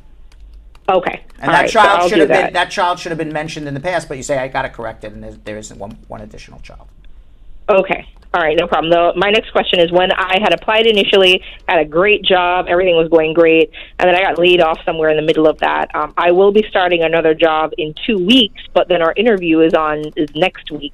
Can I give them the job letter? Yes. Or the affidavit of support? Yes, and you still need your tax returns. Yes, I have tax returns, and I got a letter from the bank saying my total deposits for the year. Yeah, that's irrelevant. It's a job letter and tax returns. Okay, perfect. Right. And okay, I think that should be it. And the affidavit form, there are two that are listed online. Which one do I do first? I-864. I'm sorry? I-864. I-864. Okay, perfect. That's all my questions. All right. Thanks, Brad. Good luck.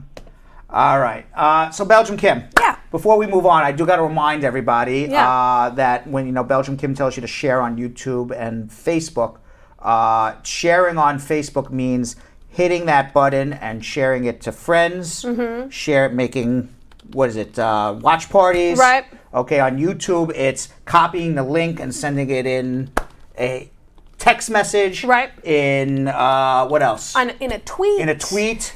In lots of different ways to do it. Anywhere that you can talk to your people, basically. Correct, anywhere. And we're going to be, you can actually make a copy onto Facebook, onto Twitter, onto Reddit, onto Tumblr, whatever you guys do in terms of social media.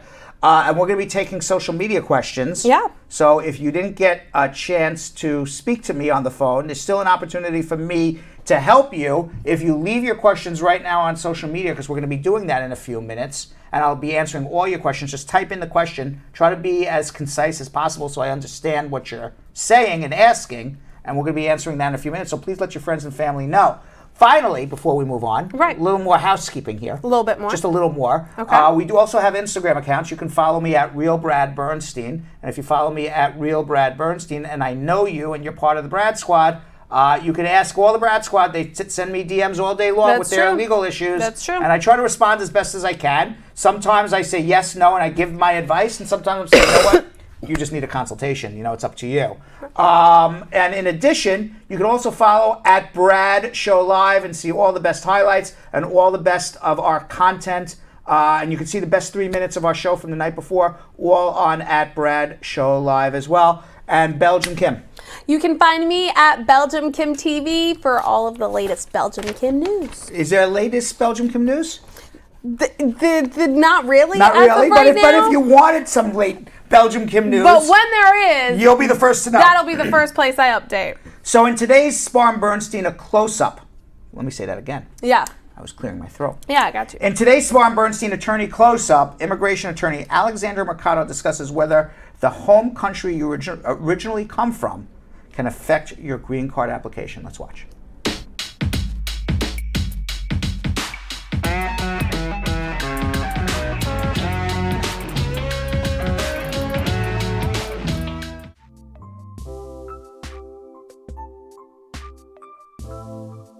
That's a very loaded question, especially in this administration. If we remember correctly, when Trump started his administration, he issued what was the famous travel ban from Muslim countries. That was fought in courts. Ultimately, the Supreme Court held that it was constitutional in certain degree, this ban. So yes, where you come from can cause difficulties in your immigration benefits. For example, if you come from a Muslim country and being petitioned by an immediate relative, you could find your case being held to a higher scrutiny. Another case of how where you come from affects is when we talk about visa availability. So the United States immigration law has a certain number of visa caps for certain green card applications. So for example, if you're from countries like China, maybe you're from countries like the Philippines, Mexico, your dates are further off because the caps are reached much quicker. So if you're being petitioned from a country, let's say like most of our clients from like Jamaica, odds are there's gonna be a closer date than somebody from Mexico. That's another way of where you come from affects your immigration benefits. Prior successful results do not guarantee a similar outcome in the future. All right, Julian the TriCaster guy, it's social media check-in time. Just in case he wasn't aware. That's right. Sometimes he's not aware. Sometimes he's not quite ready. Ready for it, so I had to announce. But this time around, he has not slept in days because he's been doing the ice cream truck at night after. and it's the last days of summer. He's trying to squeeze him in. Jill just yelled in my ear like, "There's 7 seconds to go. Julian's sleeping. Wake him up!" So I just screamed, "Julian!" She's got a little nap stick next to him, has to poke him every once in a while. He's going to not change the camera angles anymore. We're going to be stuck with one camera angle. All of a sudden, we're going to be like, what happened to Julian? Why is he not showing to work anymore? All right, what do we got? Our first question comes from Sammy, and he says, my daughter's born in the USA, and she's 21 years old. If she has an I-130 for her father, how long will it take for him to actually get his green card? Say that one more time, please. Absolutely. Daughter is born in the USA. She's officially 21, so she can file for dad. She's got the I-130 put in for him. About how long is it going to take for dad? About 18 months. Christine says, my sister-in-law overstayed her visa, and she's got a job. Is there anything that her boss can do to file for her? Perhaps if she's 245I or she's eligible for a provisional waiver, you got to think about what's going to happen at the end of the case. She should come talk to me. PJ said, my wife, who's a green card holder, filed the I-130 last June of 2018, and USCIS received it in July. What's the time frame for this to be approved? Would she be able to file a writ of mandamus as early as now? So it was approved in July of 2018. What was approved? Wife is a green card holder who filed the I-130. So where's this man? We don't know where he is. Well, you should be eligible for your green card right now. You should be processing for your green card at this moment. Right. So I'm not sure where you are in the process before we start filing mandamuses. I mean, did you finish the National Visa Center, the affidavits of support? Can't be filing a mandamus all willy-nilly. Right. Right. Sono Klo Kome Mosisi. But now, if it was, I'm sorry. You're good. If it was filed and not approved, then yes, it's mandamus time. Oh, okay. Sone said, what benefits come to a DV1 visa holder? You get a green card. Hell of a benefit. Yes. Is there anything Diversity else visa. with a green card, I guess? You get a green card. Have all the benefits of a green card, which is you get to live here, work here. You just can't vote or become president.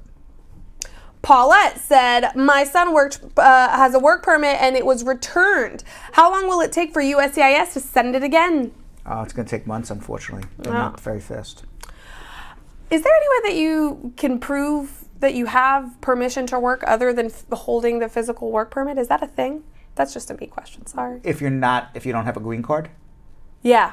If you don't have a green card, you got to present a work permit. You have to give the if you have a green card, and when you come with your driver's license and a social, under the law presently, that would be okay, but you would still have to give your green card number. I gotcha. Because it hurts my heart when I hear these people say they have like missed the mail for the work permit. Yes. Like, oh. Miriam said, I've got a question regarding VAWA. I've been married to my U.S. citizen husband for over a year now, and we do have a bona fide marriage. We're living together and everything. My husband is extremely violent and controlling. I was an athlete before we met, and he forced me to retire. He can't stand me going to the gym to train. I can't have any friends. I can't go to any places of worship. When he thinks I'm planning of leaving, he'll hit me and choke me. I'm depressed and suffering major anxiety. Is there any way I can file for VAWA while I'm still with him? Because I don't actually have anywhere to go if I leave. You can file, but you should leave. That doesn't sound like, more importantly, that doesn't sound like a healthy place to be. Absolutely. Shamroy said, so a friend of mine's papers came after the family finished their medical and interview at the NBC. On his paper, it shows ready. So the family wrote back and asked for clarification on what that meant, and they're now awaiting a response. He's 23 and petitioned for him in 2012. Could you explain this for him? Who sent him ready? So NVC sent them a paper that said ready. Means that they completed everything and they're sending it off to your home country. What's the next step after that? Wait for an interview. Okay. Now, it said that the family had already finished their medical and their interview at the NVC when he then not the NVC, then at the embassy. It says NVC. Okay, but if they did their medical and interview, it was at the embassy. Right. Okay. So then... Contact your embassy. Don't worry about what the NVC says. Boom. Okay. Bella said, I've got an important question, and I know this is the place to get the right answer. I hope so. I like it, Bella. I hope so. I'm going to have my magic 8 ball ready, just in case. Right. So I am married to a U.S. citizen, and we've got a case also. We've got an asylum case pending, but we have not gotten the adjustment of status yet. I submitted my case in January, and we received only the petition of my approval for my son a week ago. I had Medicaid insurance before, and when I received my first work permit in 2017 on the asylum case, I didn't have enough income, but now I've canceled Medicaid. So what can I expect? Will this new rule affect me? Withdraw your asylum case immediately. File your adjustment immediately before October 15th, and you will be okay. Whew. Charmaine said, my name is Jackie. Well, so Jackie said, my mom filed for me in September of 2008. I got married in 2015 and got my visa in 2016. In 2018, I went to the U.S. and had my child because of my filing. I didn't get anything from the government. Only my child got insurance and a WIC for a short time. I was there, and then I came back home, and then went back in July of 2018. I found out my youngest daughter is also pregnant. So I sent her to the U.S. to have that child. Didn't get any assistance from the government either. Will it be a problem when our papers actually come through and my daughter's on the filing? It will. You have a huge problem. Right. All right, because you're sending people to the United States to give birth to U.S. citizens on visitors' visas. That is not the purpose of a visitor's visa. You will have huge, huge, huge problems getting your green card. Also, please stop admitting on social media when you commit crimes, Correct. people. Well, not crime, but it's certainly misrepresentation. Misrepresentation. Right. Don't do it. Don't do it. Have Faith said, my husband and I have been married for 3 years now, and he's a green card holder, soon to be a citizen. He didn't file for me on any of his taxes. Is that going to be a problem when he's actually filing for me? Yes, file, go amend your taxes for the years in which you were married. Jomar said, I sent in everything for adjusting my status on my marriage-based adjustment in August 20th of this year, but I still haven't received a receipt. Is that normal? August 20th? Yeah, it's only 2 or 3 weeks. 2 or 3 That's weeks, normal. As long as your check got cashed. Okay. Ian said, I've got 2 DV convictions for harassment and contempt from an altercation with my now ex-wife in the state of New Jersey. Could that affect my I-751 and cause me to be deported? Yes, it's 2 crimes of domestic violence. Yeah, that's no good. No good. Lon Ray said, I filed my marriage-based adjustment of status December of 2018, and I've yet to receive my work permit. My wife and I want to file joint taxes before the interview day. Can we go with the proof of extension of joint tax filing for the interview day to show that we are intending to file together? No, just file your joint tax returns and ask for a W-7 for a tax ID number while you're pending your work permit for your social. Jose said, I'm in the F2B category and my priority dates are July 2014. I'm abroad in South America right now and I want to know what's coming up for me. Next steps and how long is it going to take for me to get to the U.S.? And when can I get married to my fiance? When I finish my process here or after I get to the U.S. and fly back? Who's sponsoring him? He's in the F2B category. Yes. Okay. Don't get married to your fiance because then you'll never get a green card. Right. That's why he said. Right. And when did they file? Filed in July of 2014 in South America. They're up to June 1st, 2014. So if you finished everything at the National Visa Center, you should be here by sometime over the winter. So once he's here, when can he marry fiance? The next day, he can go home and marry her. Okay. Woo. Winter wedding. Congrats, y'all. Lime Ray said, my daughter was born out of wedlock and there was never a paternity test done. I did not include her in my citizenship application, which was approved in June. Do I now have any chance to bring her to the U.S.? This is who, a child? My daughter was born out of wedlock. How old is the child? So we don't know. I would say prior to younger than 18, I would say, from how I'm reading this. He would need to speak to me because then there could be a misrepresentation on his citizenship. Right. Or it's a possibility that he didn't know that this girl existed but now does. Right. But if he does, then you got to establish a parent-child relationship before 18. So there's all sorts of issues There are things to do. I don't know the answer. Denise said, my mom is a U.S. citizen and I'm unmarried over 21. Priority date is March of 2014. I see that my priority date is close, but I haven't gotten approval yet. Should I be worried? If your priority date is reached and you don't have an approval, come see us about a mandamus. Poise said, I have my adjustment of status interview coming up. Do I need to bring birth certificate for my children from previous relationships if they're not on the application? Yes. Murat said, can I file a lawsuit against the USCIS before the N400 interview for a case still pending for 3 years without an interview? Yes, it's called a mandamus. Ambitious Nana said, I filed the I-360 and was given a prima facie until December of 2019. I sent in an I-45, I-130 on June of this year and have not received a notice or receipt. I changed my address online and sent the letter to the Vermont Center as instructed. Any word on VAWA or what I should do next to make sure this is being taken care of? Well, let's see what happens before the end of the month because right now they're holding everything and pending what's going to happen. So don't do anything. Come see me in October when we know what's going on.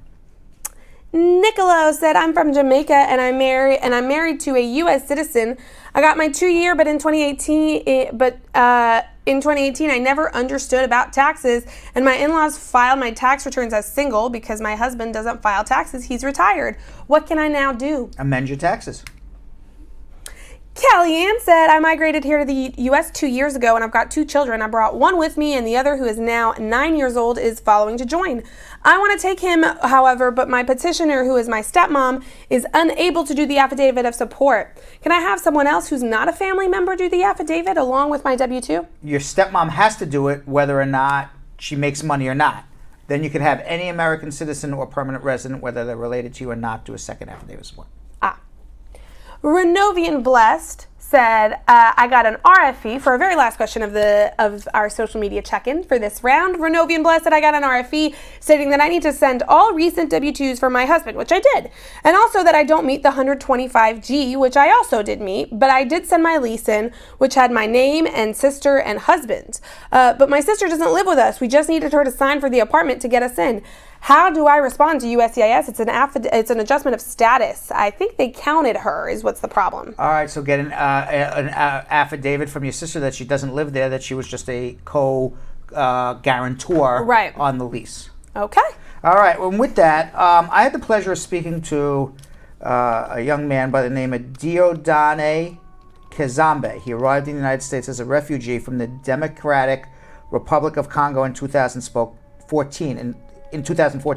I spoke with Dieudonne and his forever foster mom, Allison McGill, about the incredible achievements Dieudonne has already achieved in America in such a short period of time, as well as the process of becoming a foster parent. Dieudonne's story of pursuing his American dream is incredible. You should really watch this. Dieudonne Kazzembe is a young refugee from the Democratic Republic of the Congo. He came to the United States in 2014. Now, Dieudonne bounced between foster families until he met his forever family, the McGills, in Washington, D.C. in 2018. Dieudonne just graduated from high school as a salutarian and will be attending Arizona State University on a full scholarship this fall. Dieudonne and his foster mom, Allison McGill, are with me today to discuss Dieudonne's journey to America and the McGill's journey in fostering him, which has culminated in a beautiful, expanded family unit. Dieudonne, Allison, thank you for coming on. I really appreciate it. Thanks for having us. Hello, Brad. How are you, Dieudonne? Now, you're from the Congo. How old were you when your parents died? Well, I was just about 3. And you have no recollection of them, I assume, right? Not at all. Unfortunately. Now, there was a war going on there during your childhood. Do you remember where you were, what was going on with the war? Well, most of it I received from the stories I was told by my grandma, who I grew up with. It was between the government and rebels, usually call them militias. It was very bad. It was like a big violence that was going on, and it still does go on today. Civil homes were attacked by both rebels and the government. And so, like, I was part of the families that were affected with that form of violence. Tell me about growing up with your grandparents and where you lived in the Congo. So we lived in a small town. It's called Goma. So I moved with my grandma after my father died, who was the last one to die of the two. And so I lived with them for about a year and a half before we moved. And when the incident happened, we had to flee to Uganda. Going from Goma to Uganda is not actually a very long journey, but it took us a long time because we had to walk part of the way. When you made it to Uganda, how old were you at that time? It was about 5 and a half. Do you have any recollection of any of the violence that occurred in the Congo that required you to go to Uganda? Some of the things I can remember from memory, people fighting, but most of, yes, like with my own eyes, I witnessed it. I would ask, what's happening? Right. And then everything was told to me after, like, I grew up and I was about 11 and 12, and then everything was kind of narrated to me how it happened. Right. So you made it to Uganda, and I assume walking on foot, you didn't get there in a few hours. You slept on the roadside. Where would you sleep at night when you walked from one country to another? We would sleep under shelters, sometimes on the streets. It took us about 3 days, I would say. Were there a lot of refugees, or were you there kind of by yourself traveling on the road from Congo to Uganda? There was a lot of them. There was a lot of them. Yeah. What about brothers and sisters? So, yeah, I have one brother and one sister. They're both older than me. They came here with me and my uncle, who was the youngest of my grandma. So when you made it to Uganda, where did you resettle? We lived in a refugee camp. And then towards the end, before we left, the United Nations was able to pay for housing. So we lived in a little room in Kampala for about 4 years. Talk about how the conditions were at the refugee camp. From what I remember, everything was on a schedule. Everything was done by groups. We actually did live in the form of a group home, and we would get planned foods. We would eat at certain points, like pretty much everyone. The healthcare was pretty bad if someone got sick. Did you go to school? I went to school for, I would say, about 4 or 5 years before we left, because I started in 2009. Mm-hmm. And how old were you when you came to America? 13. Do you remember what was involved in coming to America, how you got chosen to come to America? So it's actually a surprise, honestly. I never knew it would happen. No one in my family thought it would. It was kind of like a surprise. We were told by the United Nations that we were lucky enough and we would go to the U.S., and I kind of didn't believe it. And you went into the foster care system here in America? Yes. Was it scary coming to America? Were you excited? Do you remember what it was like coming on the plane? It was nothing like I've ever experienced before. I had not been on a plane before then. That ride coming here is actually what kind of made me to decide what I wanted to do in the future, which is being a pilot, because I enjoyed it. It was fun. Right. Now, Allison, obviously Dieudonne is with you now. What made you decide to take a refugee in? What inspired you to open up your home? You have a family, husband, your own children. What inspired you to say, I would like to take a refugee in? It was 2016, and we just had Jack, who's turning 5 on Thursday. And he loved home. He kept talking about home. It was his favorite word. And it kind of haunted my husband and I because we had room in our home and our hearts for another child. So my husband did the research and found Lutheran social services in the capital area. We contacted them, got in their program, and became certified and licensed to foster refugees. What was involved in getting certified? It is certification to foster domestically or for domestic children or refugee children. And so we did a lot on trauma because any child, whether it's domestic or refugee, has experienced trauma if they're in a foster home. Give me an example of some of the things they taught you. How to de-escalate situations, what to look for. Our biggest thing with him is making him have fun because he studies too much. Sure. What were you expecting, and how did the expectations and reality differ, or you're like, wow, this is perfect? We knew we would get a teenager because that is what normally is the age range that's in the refugee system through Lutheran. So we had known the age, and we of course hoped for a family member, but honestly, if we could just provide a safe place for that young person to lay their head, if that's all that we did, then that would be enough too. Now, you have to feed him, clothe him, you have to be his mother.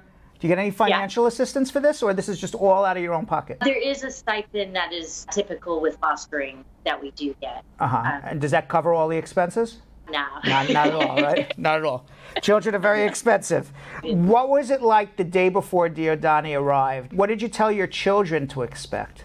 Well, Gavin was 4 months old, and Jack was 3, and we kept practicing his name because I was worried about saying it wrong. Jack had known he was going to get an older brother or sister, so he was prepared for this. Were you nervous to bring in a teenager who could have been emotionally damaged, to introduce them to basically babies in your home, a 3-year-old and a 4-month-old? We did know that there was a risk, and we did express that to Lutheran, knowing we have young kids. Right. And so they are an excellent organization and want to find the right fit. They knew Dio would be an excellent fit, and so they put us together. We call you Dio? I can call you Dio too? Yes. Okay, Yeah, good. sorry, Thank you. Call him Dio. Okay, so Dio, you came when you were 13. How old are you now? 18. You're 18. So you were in the United States for 5 years, and you got put into the McGill's house. How old were you? 16. All right, so you were here 3 years, and I guess for lack of a better term, you bounced around from foster care home to foster care home until you had finally found your forever family. Tell me what it was like bouncing around from home to home to home. They were different, as you know. People are different in general. Right. I lived in 3 homes before coming here, and the first one was a veteran, so he was a pretty strict guy. His point of views and like everything he did, the way he handled situations was different. Then you went to another family, your second family. How was that? This was my first year of high school, and the main problem there was that she lived a little far from where I went to school. I've moved to different areas, but I've been in the same high school. Right. And then you were with this lady, but she was a far distance for how long? They were all just about 11 to 12 months. Right. It all happened between school years, and that's why it was like 11 to 12 months. Right. And then the third family is the McGills. Fourth family. Now, none of those people that you lived with, you never felt any sort of like parent-child bond. It was just more, they're giving you a place to live and they're feeding you. Is that correct? Yeah. Right. Yeah, it was like that. Right. But now I understand with the McGills, Joe, at least to you, Dio, is not Joe or Mr. McGill. You're calling him Dad. How did that happen? Did it happen naturally? Did it happen over time? I would say it was a mixture of both. It came naturally and then kind of had to develop over time. It just felt differently of how we connected. He treated me like his own son from day one. So subconsciously, I started treating him like a father to me. Can you give me an example or two of things that he has done to treat you like a son? We've done a lot of things together. I remember one time we fixed the couch together. He taught me a lot of stuff that I would need to know as a teenager. He's taught me how to cook. So he's taught me a lot of things. Very nice. Now, Allison, Dio came from very traumatic childhood, and I'm talking to him, and he seems centered and grounded and calm. Is he really like this? He's like this every day. We do keep an eye on, like I said, his studying and his achievements because we want to make sure he's having fun. That's an important part of life, but that's mainly all we deal with. Now, you're graduated high school. You're the salutarian. Tell me what that is. Second in class. The second out of how many kids? Around 130. So 130 kids. When you came here, did you speak English? A little bit. A little bit. So English was not your first language. You come here as a 13-year-old, you learn English, and not only do you learn English, but you excel, and you are the number 2 in your class. How do you explain this? How do you explain excelling over everybody else when they had such a head start on you? Well, one thing I usually say is I just don't let my background make my future. So what I usually say is that just tackle your dreams with perseverance and with determination as well. I mean, everyone has dreams, and the only way to get there is through working hard. I try doing that. And you're now going to Arizona State University, is that correct? Yes. On a full scholarship. Talk about what you had to do to get a full scholarship. There's lots of people out there that would love to know how to navigate the scholarship game. Most of it happened before getting to the senior year. I would say keeping your head in the game, researching, because I already had half of the scholarships I applied for noted down before I even started my senior year. You speak with your family, your brothers who came, your uncle? Yeah. Yes. Yeah, where are they? My older brother goes to University of Rochester. And your uncle, where is he? He's in Arizona, Phoenix, Arizona. And do you speak to any of your other family? Yes, they're all out there in Arizona. And they're all happy, adjusted? What are they doing out there in Arizona? Well, my older sister is doing a nursing program. My uncle, unfortunately, has a disability with his hands, so he can't really work. And I guess when you go out to Arizona, you'll be reunited with them, which will be very nice. Do you ever think about what it would be like if you didn't come to America? Yeah, I actually do ask myself that question a lot more frequently. Right. Especially when I got all the scholarships. And then I just also remember the kids who stayed back home, had they came here, what life would be like for them. So sometimes I just feel like it's a little more than what I deserve, or a lot more, really. Well, you had a terrible situation, and lots of people had horrible things happen to them around you, but God picked you to be here.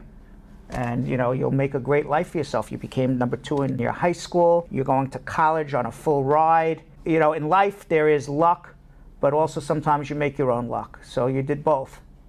So that's pretty amazing. Allison, how does somebody find out if they're interested in finding somebody like Dio to take in as a refugee? We love Lutheran Social Services. Love them. Office, if that's not available in your city, the Office of Refugee Resettlement would also be a place to start. Right. And finally, Dio, this is a show about achieving your American dream. You've only been in the United States for 5 years. Tell me what the American dream means to you, and tell me what those dreams are for you in the future. Generally, the American dream to me is just being in a very peaceful environment. And with that also comes union. And I think I've had that for the last 5 years. I've experienced that. On a personal level, one of my dreams is being a pilot, and the other one is to be an author, write as many books as I can. I have set out my goal for 30 different books, and I only have one right now. So I have so much work to do. Only one. I have one last question for you before I let you leave. It's really a question about politics. Tell me what you think about the politics of America today, and if you were able to sit down with Donald Trump even for 60 seconds, what would you tell him? I would say put yourself in someone else's shoes. No one was born who they are at the moment. I wasn't born the way I am. I wasn't born a salutatorian or an author. I mean, I was a miserable kid. So you can't ever measure what a kid would ever do in their lifetime. It really all depends on the person, what you give them, and what they produce out of what you give them. Yeah. I think that's really well said. Dio, I don't think you're going to be an airplane pilot. I think you're going to own the whole airline. You're such a wonderful, well-spoken, I'm just sitting here saying to myself, I can't believe this kid lived through what he lived and he's able to be so eloquent in a language he didn't grow up in and be so grounded. It's amazing. We want more of you, Dio. More. Trust me, we do. All right, thank you for coming on and best of luck and congratulations on all your scholarships, and we wish you all the best of luck. And Allison, what a wonderful thing you did. And I wish there was more of you out there as well. Well, I gained another son out of it. Yes. Thank you both for coming on. I appreciate it. Yeah, thank you so much. Thank you for having me. Thank you. I was looking at the comments. It's really a great story, isn't it? Man, in the words of somebody said, yeah, that's right. Christine, I believe, Gooden, Charmaine Wallace said, wow. Yeah, it was great. Great that story. Is the only thing I have to say. This kid, he wants to be an airplane pilot. I'm sorry. He's going to be like a senator. Or he's gonna I don't know what he's gonna do, but you heard it here first. 10, 15 years, you're gonna be like, I saw him on Bradshaw Live, right? Absolutely. Yeah. I heard it here first. That's right. Yes. All right, Julian. 2 minutes 45 seconds, I'm told. That's 18 questions. Easy peasy. That's some random number of questions at time. Very, very random. We got this though. I feel I've been training for 18 at 2:45 all weekend, Brad. Right. Nobody's ever broken the 2-minute mark. Ever. Don't. 15 questions in 2 minutes. Nobody's ever done. It's like the 4-minute mile. People have tried. I'm just saying, if anyone could do it, it would be me. But people have tried, but it's never been done. Well, now the 4-minute mile has been done. Right, yeah, the 4-minute mile has, but the 15 and 2 hasn't. 15 and 2 hasn't. Maybe we'll have to try that tomorrow. I don't know if we're ready for that. Well, let's see how far we get today. 18 in 2 minutes and 45 seconds. 18 and 2:45. All right. Maybe that's too adventurous. 15 and 2. I feel like it's doable. All right, let's see. Matthias said, my wife is a green card holder and has low income, and I want to file for her I want to file for my adjustment. We don't have a kid. Does she need affidavits of support? Yeah, if she has a low income. Charles said, I have an approved VAWA in 2014. Does that make me qualify for a U visa, even though my VAWA has been revoked because of a theft offense? Perhaps. We would have to see more about your U visa. Shalom said, green card holder for about 10 years, but I've got Medi-Cal. Will it affect me when I apply for citizenship? I have no idea what Medi-Cal is. Jose said, is the background check... But by the way, Medicaid or anything like that for citizenship doesn't matter. Continue. Jose said, is the background check the same for a green card as it was for DACA? Yes. Melissa said, if I get married and my husband is petitioning for me, do I have to change my name? No. Virginia said, can I use a job offer letter for the affidavit of support? It would be the same position I held before, just with a different company. Yes. Nadia said, can you adjust your status based on you having 2 children under the age of 18? I'm still in status now, but I want to stay. Children have to be over 21. Lady June said, are social media handles being asked in adjustment of statuses? You bet. Balyabe said, when does USCIS consider dates? When is it when it's received the application or when you do your biometric? Received. Eva said, how long do I have to wait for my VAWA case? And how long does it take if you get approved or not? VAWA is on hold till September 30th, and let's see what Congress does. Tony said, what's the difference between an expungement and a verdict of vacation? Which is better and more effective? A verdict for a vacation means we're going to Jamaica! Woo! Expungement means that you were found guilty and now you are no longer guilty. Vacating means that you were never guilty from day one. Which is the best? Vacating. Expungement does not do anything for immigration. Claudette says, how can my LPR husband, who's temporarily out of the country on a re-entry permit, show that he will be immigrating with us? I'm at the consular processing and I'm awaiting my welcome letter. He says he's returning with you.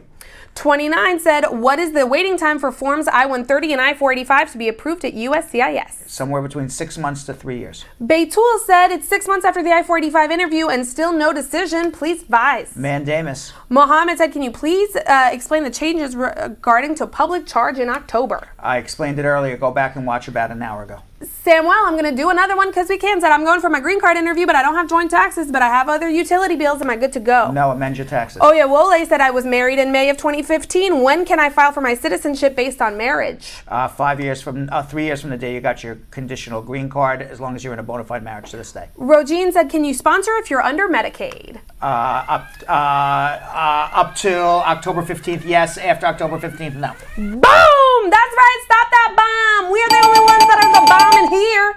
But if you're on Medicaid, most likely you'll be denied anyway. Even today. There's the end of the answer. Yeah. Still in time, though. Right. Woo! We did it. We killed it. But we can't do 15 and 2. We would blow up the place. 15 and 2 is tough because that's nobody's ever done that before. Well, ever. wait, we got close because if we were, I want to know when we hit the 15 mark. Yeah, we got to start looking at that. We got to start training for 15 and 2. Yeah. Because I am telling you, it's never been done in the history of the world. Okay, Brad, I want. Are you stretching for this? I am. I'm pre-stretching for my tomorrow. I feel really strongly that tomorrow I can do 15 and 2. I don't know about that. All right, we're gonna have to talk about it. Let's see comments of the day.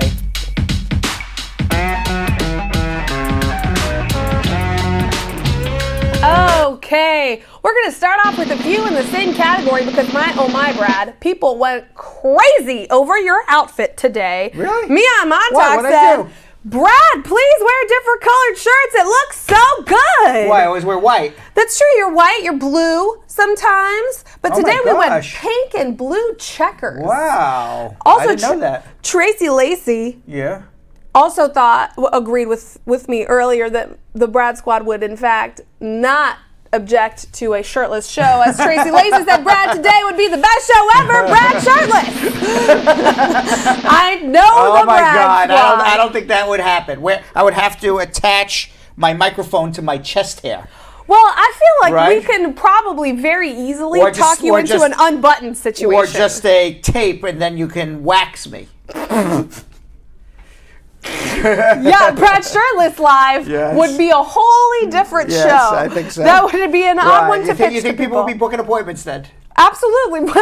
Thank you for calling Brad Shirtless Live. We've got the answers to all your immigration questions. Yes. That's the weirdest. It's so strange, right? But we do. Yes. And sometimes you could be like, is Brad a nudist now? I can't believe we've actually never gotten you like more than we had the shirt, we had the muscle shirt on you. Yeah, that was pretty shirtless. Yeah, well, I'm hitting the gym now, so maybe next spring we'll see. Oh, we're gonna get viewers just piling on in there. Zeri Reeves said, I should be studying, but I refuse to miss Brad's show. Oh, very nice. I see that Zeri became a subscriber during the summer holiday Really? and did not know how to work Brad Show Live back into their schedule. Ma Dukes said, this is why I listen to the show. It's full of fun and tons of information. Yes, it That's is. 100% It certainly true. is. It certainly is. Next up, First Lady Hewitt. She got this in the mail, Brad. Because you know what she said? What? Got my newsletter in the mail today. I never knew someone could be so happy to see mail just because it says Spar and Bernstein on it. Look at that. Nice. Yes. That's beautiful. Yeah. And finally, Jessica Leamy, who was loving that story, said, I love it. For someone who is from a shithole country, they're doing mighty good. Take that, hashtag Sharpie King. That's funny. I love that. I love that so much. All right, everybody. Thanks for watching. It was great being with you all for 2 hours. And we're going to do it all again tomorrow sometime a little after 5:30. See you then. So, Sam, as part of the production, we have to say this disclaimer at the end of the show. Do you mind reading it for me? Okay, but you know, Brad, I have to do everything around here. It's bad enough I've got to remember everything that happened on the episode from the previous day. Forget it. I'll do it. The proceeding was information only and not specific legal advice. Consult an attorney about your individual situation. Prior successful results do not guarantee a similar outcome in the future. To make an appointment with the Spar and Bernstein law firm located at 225 Broadway in New York City, call 1-800-529-5465. That's 1-800-529-5465. Easy to remember, 1-800-LAW-LINK. That's 1-800-LAWLINK. Once again, make a call to 1-800-529-5465. And of course, link up with the law offices of Spar and Bernstein, located at 225 Broadway on the 5th floor. If I were you out there, make the call, make the link, make the connection, make it Spar and Bernstein. 1-800-LAWLINK. That's 1-800-529-5465. And now, conveniently located in Hartford, Connecticut on 1 Congress Street. Visit us in Connecticut or in New York at 225 Broadway. That's 1-800-529-5465. 1-800-LAW-LINK. 1-800-529-5465.